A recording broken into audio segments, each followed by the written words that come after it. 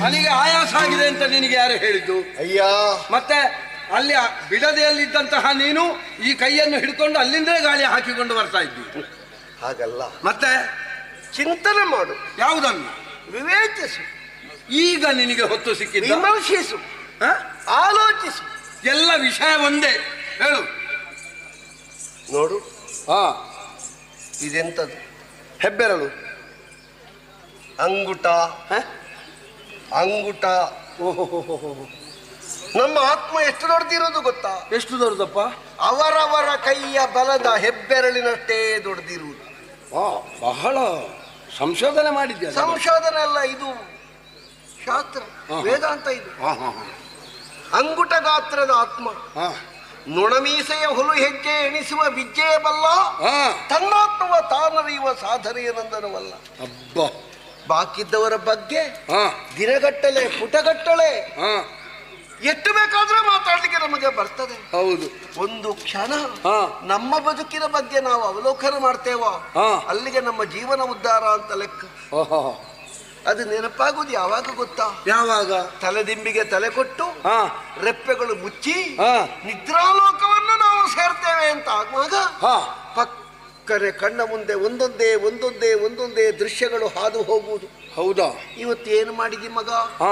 ಇವತ್ತು ಎಷ್ಟು ಉಪದ್ರ ಕೊಟ್ಟೆ, ಇವತ್ತು ಎಷ್ಟು ಜನರಿಗೆ ನೋವು ಕೊಟ್ಟೆ, ನೀನು ಏನೆಲ್ಲ ಮಾಡಿದೆ, ಅದು ನಮ್ಮ ಒಳಗಿನ ಮನಸ್ಸು ನಮ್ಮನ್ನು ಕುಟುಕುವುದು. ಆಗ ನಮ್ಮ ನೆಮ್ಮದಿ ಹಾಳಾಗಿ ಮನೆಯಲ್ಲಿ ಸಮಶೀತೋಷ್ಣವಾದಂತಹ ವ್ಯವಸ್ಥೆ ಇದ್ರೂ ನಡುವಂಗಲದಲ್ಲಿ ರಾತ್ರಿಯಲ್ಲಿ ಇವ ತಿರುಗಾಡುವುದು ಹಾಗೆ. ಒಬ್ಬರ ನೆಮ್ಮದಿ ಕೆಡುವುದು ಹೇಗೆ ಗೊತ್ತಾ? ಹೇಗೆ? ನಮ್ಮ ಸುಪ್ತವಾದಂತಹ ಮನಸ್ಸು ನಮ್ಮನ್ನು ಪ್ರಶ್ನಿಸಿ ನೀನು ಸರಿ ಮಾಡ್ಲಿಲ್ಲ ಅಂತ ಹೇಳಿದಾಗ ನಮ್ಮ ಮನಸ್ಸು ಗೊಂದಲದ ಗೂಡಾಗ್ತದೆ. ಕರ್ಣ, ಜೀವನದಲ್ಲಿ ಈ ಗಂಟು ನೋವು ಬರ್ತದಲ್ಲ, ಹೌದು, ಅದು ಸುಮ್ಮನೆ ಬರುವುದಲ್ಲ. ಮತ್ತೆ ಯಾರ್ಯಾರ ಗಂಟು ಮುಳುಗಿಸಿದ್ರೆ ಮಾತ್ರ ಗಂಟು ನೋವು ಬರುತ್ತೆ. ಹೌದಾ? ನನ್ನದ್ದು ನನ್ನದೇ, ನಿನ್ನದ್ದು ನನ್ನದೇ, ಬಾಕಿದ್ದವರದ್ದು ನನ್ನದ್ದೇ, ಯಾರದ್ದೂ ಇಲ್ಲ, ಎಲ್ಲ ನನ್ನದ್ದೇ ಅಂತ ಯಾರು ಹೇಳ್ತಾರೋ ಅವರು ಜೀವನದಲ್ಲಿ ಬಹಳ ಸೌಖ್ಯ ಸುಖವನ್ನು ಅನುಭವಿಸ್ತಾರೆ ಅಂತ ಏನೂ ಇಲ್ಲ. ನನಗೆ ಇತ್ತೀಚೆಗೆಲ್ಲ ಅರ್ಥ ಆಗ್ತಾ ಬರ್ತಿದೆ ಬಿದ್ದ ಮೇಲೆ. ಹಾಗಾಗಿಯೇ ನಿನ್ನನ್ನು ತಡೆದದ್ದು ನಾನು. ನೀನೀಗ ಬಾಣ ಪ್ರಯೋಗ ಮಾಡ್ಲಿಕ್ಕೆ ನೋಡ್ತೀಯಲ್ಲ. ಹೌದು. ಯಾರಿಗೆ? ಘಟೋತ್ಕಜನಿಗೆ. ಘಟೋತ್ಕಜ ಯಾರು? ಭೀಮನ ಮಗ. ಭೀಮ ನನಗೇನಾಗಬೇಕು? ನಿನಗೆ ಸಹೋದರ. ಹೌದಾ? ಹೌದು. ನಮ್ಮೊಳಗೆ ಕಾಳಗವೇ? ನನ್ನ ಶರೀರವನ್ನು ನಾನೇ ಹರಿದು ತಿನ್ನುವುದೇ? ಇವನದ್ದೊಂದು ಬೇರೆ ಅಲ್ಲ, ನಮ್ಮದು ಬೇರು ಒಂದೇ. ನೀವೆಲ್ಲ ತಿಳ್ಕೊಂಡದ್ದು ನಮ್ಮದು ಬೇರೆ ಅಂತಲ್ಲ, ನಮ್ಮದು ಬೇರು ಒಂದೇ. ಒಂದೇ ಅಮೃತಾಂಶ ವಂಶ ವಿಮಾಮೃತ ಕಿರಣರಾದಂತಹ ನಾವು ನೀನು ಅದನ್ನೊಂದು ಬಿಡುವುದೇ ಇಲ್ಲಲ್ಲ. ಬಿಡ್ಲಿಕ್ಕೆ ಹೇಗೆ ಸಾಧ್ಯ? ಅದನ್ನು ಬಿಟ್ಟರೆ ನಮಗೆ ಅಸ್ತಿತ್ವ ಉಂಟಾ? ಸರಿ. ಅಂತ ನಾವು ಒಂದೇ ಜೇನು ಪಟ್ಟಿನ ಹಾಗೆ ಮತ್ತೊಬ್ಬ ಕಲ್ಲು ಬಿಸಾಡಿದ್ರೆ ಅವರಿಗೆ ಕುಟುಕುವುದಕ್ಕೆ ಮುಂದಾಗಬೇಕು. ಬಿಟ್ರೆ ನಮ್ಮಲ್ಲಿ ಕಚ್ಚಾಟ ಇಲ್ಲ. ದಿನ ಬರುವಾಗ ನಾವು ಸಂಗ್ರಹಿಸಿದ್ದನ್ನು ನಾವೇ ಕುಡಿದು ಹಾರಿ ಹೋಗಿ ಮತ್ತೊಂದು ಜಾಗದಲ್ಲಿ ಬಿಡಾರ ಮಾಡುವ ಹಾಗೆ ಏಕಸೂತ್ರದಂತೆ ಒಂದು ಅಂಗಯ್ಯ 5 ಬೆರಳಿನಂತೆ ಅಲ್ಲ, ಬದುಕಿನಲ್ಲಿ ಸಿಕ್ಕಿದ ದೇಹದಲ್ಲಿ ಒಟ್ಟು ಸೇರಿದ ನರಗಳ ಮಂಡಲದ ಹಾಗೆ ನಾವು ಒಟ್ಟಿಗಿರ್ಬೇಕಿತ್ತು ಕರ್ಣ. ಆದದ್ದರಿಂದ ನನ್ನ ಆತ್ಮೀಯನಾದ ನಿನ್ನಲ್ಲಿ ನಾನೊಂದು ಪ್ರಾರ್ಥಿಸಲೇ.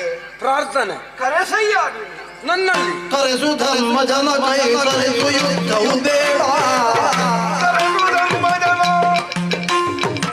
ಕರೆಸು ಯುದ್ಧವು ಬೇಡ, ಕರೆಯ ಕುಡಿಯುವೆ ನಿಲ್ಲು ನುಡಿಯೇ,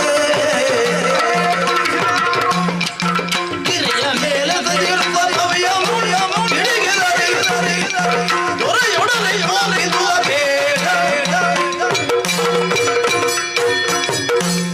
ಶತ್ರುವಾದ ಧರ್ಮರಾಯ, ಶತಗಜತ್ರಾಣಿಯಾದ ಭೀಮ, ಲೋಕದಲ್ಲಿ ಧನುರ್ಧರರಿಂದೇ ಖ್ಯಾತನಾಮನಾದಂತಹ ಪಾರ್ಥ, ಅನ್ಯನಿಲ್ಲದ ಸುಂದರತೆಯ ಏಕಸೂತ್ರದ ರೂಪದಂತೆ ಬದುಕುತ್ತಿರುವ ನಕುಲ, ಹಾ ಸಕಲ ಜ್ಞಾನಗಳನ್ನು ತನ್ನಲ್ಲೇ ಒಡಲಾಗಿ ಇಟ್ಟುಕೊಂಡಿರುವಂತಹ ಸಹದೇವ, ಹಾ ಪಂಚಮುತ್ತುಗಳು ಇವರು ಪಾಂಡವರು. ಓಹೋ ನಮಗೆ ಅನ್ಯರೇನು? ಹಾ ನನ್ನ ಚಿಕ್ಕಪ್ಪನ ಮಕ್ಕಳು. ಹಾ ಒಂದು ಕ್ಷಣ ಯೋಚನೆ ಮಾಡಿದ್ರೆ ಹಾ ಅವರು ಯಾರು? ಯಾರು? ನನ್ನವರು. ನನ್ನವರು. ನೀನು ಕೂಗಬಾರ್ದು, ವಿಷಯ ಹೇಳ್ಬೇಕು. ಆ ಧರ್ಮರಾಯನಿಗೆ ನಾನು ಮಾಡಿದ ಮೋಸ, ಹಾ ಪಾಪ. ಹಾ ಒಂದ್ಸಲ ಹೇಳಿದ್ರಂತೆ ಅವ, ಹಾ ಬೇಡ ಬೇಡ, ನಮಗೆ ಯಾವುದೂ ಬೇಡ, ಹಾ ಬಡತನ ನಮಗಾದೀತು, ಹಾ ದೊರೆತನ ಸುಡಲಿ, ಹಾ ಕೌರವ ಸುಖದಲ್ಲಿದ್ದಾನೆ ಎನ್ನುವಂತಹ ವರ್ತಮಾನ ನಮ್ಮ ಕಿವಿಗಳಿಗೆ ಕೇಳಿದ್ರೆ ಹಾ ಅದು ಆತ್ಮಾನಂದಕ್ಕೆ ಕಾರಣವಾಗ್ತದೆ. ಓಹೋ ಕೃಷ್ಣ ಬೇಡ, ಕೃಷ್ಣ ನನಗೆ ಯಾವುದು ಬೇಡ, ಹಾ ನಾನು ಕಾಡಿಗೆ ಹೋಗ್ತೇನೆ ಅಂತ ಹೇಳಿದರಂತೆ. ಹಾ ಅಂತಹ ಧರ್ಮರಾಯ ಹಾ ವಿರಾಟ ನಗರಿಯಲ್ಲಿರುವಾಗ ಹಾ ಪಗಡೆಯಾಟದಲ್ಲಿ ಆಸಕ್ತನಾದಂತಹ ಆ ವಿರಾಟನಿಗೆ ಹಾ ತಾನು ಬೇಡದೇ ಇದ್ರೂ ಆಡಿ ಆಡಿ ಆಡಿ ಅವನಿಗೆ ಸಂತೋಷ ಕೊಡುತ್ತಿರುವ ವೇಳೆ ಹಾ ಏನೋ ಮೂರ್ಖನಿಗೆ ಕೋಪ ಬಂದು ಹಾ ಪಗಡೆಯ ಕರಂಡಕವನ್ನು ತೆಗೆದುಕೊಂಡು ಹಾ ಇವನ ಹಣೆಗೆ ಠೋಂಕ ಅಂತ ಬಡಿದರು. ಆ ಶಬ್ದವೂ ಹಾಗೆ ಬಂದಿದ. ಅಲ್ಲ, ಬಂದಿರಬಹುದು. ಹಾ ಹಾ ಅದೊಂದು ಒಂದು ಹಣೆಗೆ ಬಡಿದ್ರೆ ನಾವು ಆಲೋಚನೆ ಮಾಡುವ ಹೇಗೆ ಶಬ್ದ ಬಂದಿರಬಹುದು. ಹಾ ಟಾಂಕ್ ಅಂತ. ಹೌದು. ಹಾ ಆಗ ಹಣೆ ಒಡೆಯಿತಂತೆ. ಹಾ ಹತ್ತಿರದಲ್ಲಿರುವವರು ಅವನ ಹಣೆಯನ್ನು ಒತ್ತಿದ್ರಂತೆ. ಹಾ ಎಲ್ಲಿಯಾದರೂ ತೊಟ್ಟು ರಕ್ತ ಭೂಮಿಯನ್ನು ಸೋಕಿದ್ರೆ ಹಾ. ಭೀಮಾರ್ಜುನರ ಪ್ರತಿಜ್ಞೆ ಉಂಟು, ಲೋಕ ಸುಟ್ಟೇವು ಅಂತ. ನೋಡು, ಹಾ ಆ ಭೀಮಸೇನ ಹಾ ಹೊಟ್ಟೆಗೆ ಹಿಟ್ಟು ಕಡಿಮೆ ಆಯ್ತು ಅಂತ ಹಾ ದನಗಳಿಗೆ ತಂದ ಹಿಂಡಿ ತಿಂದರಂತೆ. ಅವ ಏನು ಬೇಕಾದ್ರೂ ತಿನ್ನಿ ಪುಣ್ಯಾತ್ಮ, ನಿನಗೇನು? ಅವನ ಹಸಿವೆಗೆ ಅವ ಹಿಂಡಿ ತಿನ್ನಿ, ಬೈ ಹುಲ್ಲು ತಿನ್ನಿ. ಬೃಹನ್ನಲೆಯಾಗಿ ನಪುಂಸಕರಾಗಿ 1 ವರ್ಷಗಳ ಕಾಲ ಸಿಕ್ಕ ಸಿಕ್ಕ ಮಕ್ಕಳಿಗೆ ನಾಟ್ಯಾಭ್ಯಾಸ ಮಾಡಿಸಿದ್ರಂತೆ. ಅಯ್ಯೋ, ಅವ ನಾಟ್ಯಾಭ್ಯಾಸ ಮಾಡಿಸುವಾಗ ಎಷ್ಟು ಕಷ್ಟ ಬಂದಿದ್ದಾನೋ. ಸಣ್ಣ ಪುಟ್ಟ ಮಕ್ಕಳಿಗೆ ಹೇಳಿಕೊಡುವುದಲ್ಲ ಕರ್ಣ, ಅದು ವಿಷಯ. ಅಯ್ಯೋ, ಇವರು ಸಾಯುವುದು.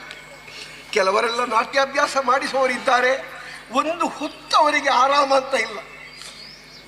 ಇವನದ್ದೊಂದು ಬೇರೆ. ಆ ನಕುಲ ಕುದುರೆಯ ಲಗ್ಗೆ ತೆಗೆದರಂತೆ. ತೆಗೀಲಿ ಪುಣ್ಯಾತ್ಮ. ಸಹದೇವ ಹಾ ತಲಕರುಗಳ ಸೆಗಡಿ ಬಾಚಿದರಂತೆ. ಚಂದ್ರವಂಶವರಿಟ್ಟರಾದ ಹಾ ಒಂದು ಕಾಲದಲ್ಲಿ ಚಕ್ರವರ್ತಿ ಪಾಂಡು. ಹಾ ಪಾಪ ಪಾಂಡು. ನೀನು ಇಷ್ಟು ಹೇಳಿದ್ದು ಇದಕ್ಕ ಅಲ್ಲ ಹೇಳಿದ್ದು, ಆ ಪಾಂಡು ಚಕ್ರವರ್ತಿಗಳು ಕ್ಷೇತ್ರಜರಾಗಿ ಪ್ರಪಂಚದ ಬೆಳಕನ್ನು ಕಂಡಿರುವ ಪಾಂಡವರಿಗೆ ನಾ ಮಾಡಿದ ದ್ರೋಹ ಅದು ಅಷ್ಟಿಷ್ಟಲ್ಲ. ನಾನು ಈಗ ಹೋಗ್ತೇನೆ, ಈಗ ಹೋಗ್ತೇನೆ. ಎಲ್ಲಿಗೆ? ಅಣ್ಣ ಧರ್ಮರಾಯನಲ್ಲಿಗೆ. ಅದಕ್ಕ ಈಗ ಮುಂದೆ ನಿಲ್ತೇನೆ. ನಾನು ಆರಂಭಿಸುವಾಗ ಹರಿಕತೆಗೆ ಹೋಗ್ತೀಯ ಅಂತ ಭಾವಿಸ್ತೇನೆ. ಈಗ ನೀನೇ ನೀನೇ ನೀನೇ ನಾನು ಕುಂತಿದೇವಿಯ ಮೊದಲ ಮಗ ಅಂತ ನಾ ಭಾವಿಸ್ತೇನೆ. ಅಲ್ಲ, ಧರ್ಮರಾಯ ನೀನು ಅಂತ ಭಾವಿಸ್ತೇನೆ.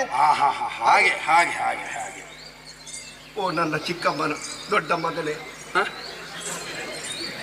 ಧರ್ಮರಾಯ ಅಂತ. ಹಾಗೆ ಕಣ್ಣು. ಇದು ನಿನ್ನದು ಕೈಯಲ್ಲ. ಹೇ ಕೈ ಪುಣ್ಯಾತ್ಮ. ಅಲ್ಲ, ಹೇಳುವುದು ನಾನು, ಇದು ನಿನ್ನದು ಕೈಯಲ್ಲ, ಮತ್ತೆ ಇದು ನಿನ್ನ ಕಾಲು. ಈಗೀಗ ನಿನಗೆ ಕೈಯು ಕಾಲಿನ ಹಾಗೆ ಕಾಣ್ತದೆ. ಹಾಗಲ್ಲ, ನೀ ಒಂದು ಒಪ್ಪಿಕೋ, ನನಗೆ ಮುಂದೆ ಹೋಗುವುದಿಲ್ಲ. ಆಯ್ತು ಪುಣ್ಯಾತ್ಮ, ಕಾಲು.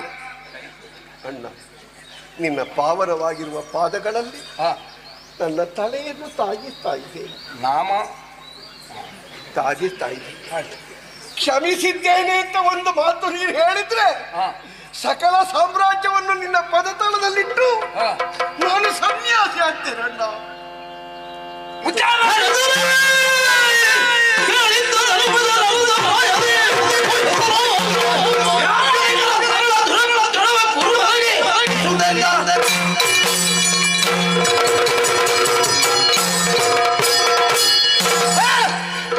ನೀನು ಧೃತರಾಷ್ಟ್ರನ ಮಗ ಅಂತ ಹೇಳುವುದಕ್ಕೆ ನನಗೆ ನಾಚಿಕೆ ಆಗ್ತದೆ.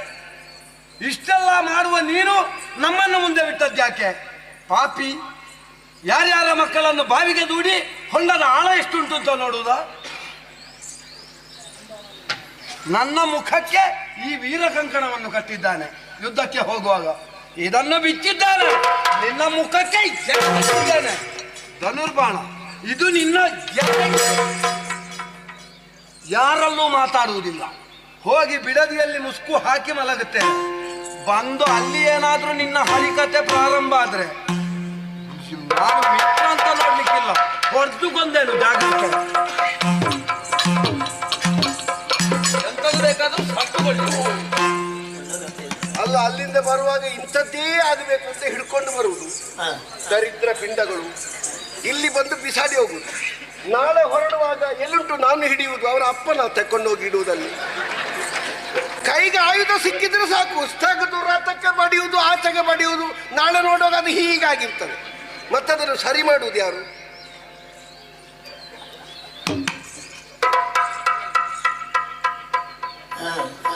ಅವ ಯಾರಿಗೆ ಬೈದದ್ದು? ಯಾರಿಗೆ? ನನಗೆ ಹುಚ್ಚಿಡಿಬೇಕು, ನನಗೆ ಬೈಲಿಕ್ಕೆ. ಅವ ಬೈದದ್ದು ಕೌರವನಿಗೆ.